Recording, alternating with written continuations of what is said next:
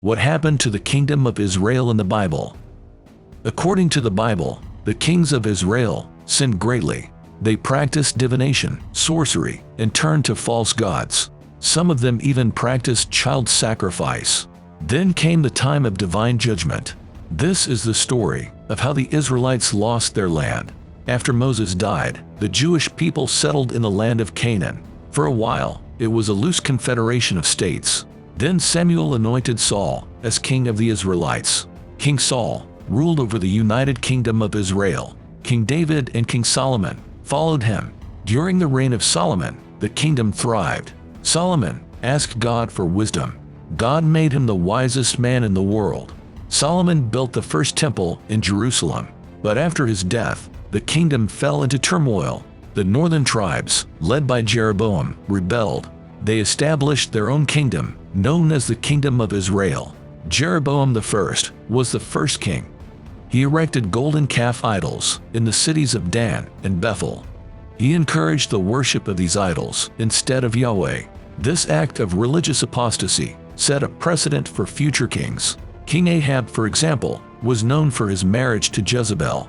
The Phoenician princess promoted the worship of the god Baal. That's when the prophet Elijah entered the scene.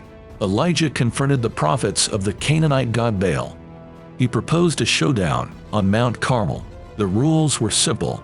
The 450 priests of Baal would make an offering on their altar.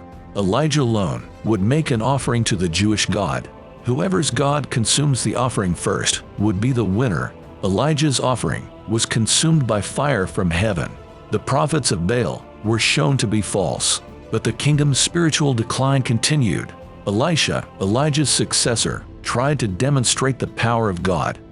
He performed numerous miracles, including healing the sick and providing abundance in times of famine.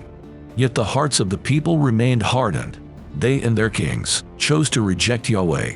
They turned to false gods and engaged in occultic rituals. One of their most horrifying acts was child sacrifice. The kings killed their own offspring to appease pagan deities. Such sacrifices were strictly forbidden by the Mosaic Law. In response, divine judgment fell upon the kingdom. According to the Bible, God allowed foreign nations to invade and conquer Israel. By the 8th century BCE, it had become a prime target for the Assyrians. Around 725 BCE, King Shalmaneser V of Assyria initiated the siege of Samaria. The siege was a prolonged affair, lasting several years. The Israelites within the city endured hardship and famine.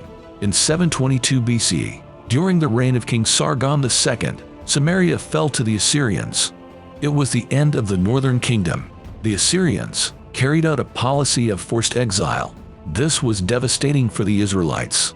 They lost their land, their homes, and their religious center. They were resettled in various parts of the Assyrian Empire that are now modern-day Iraq, Iran, and Syria. Over time, these exiled Israelites became known as the Lost Tribes of Israel.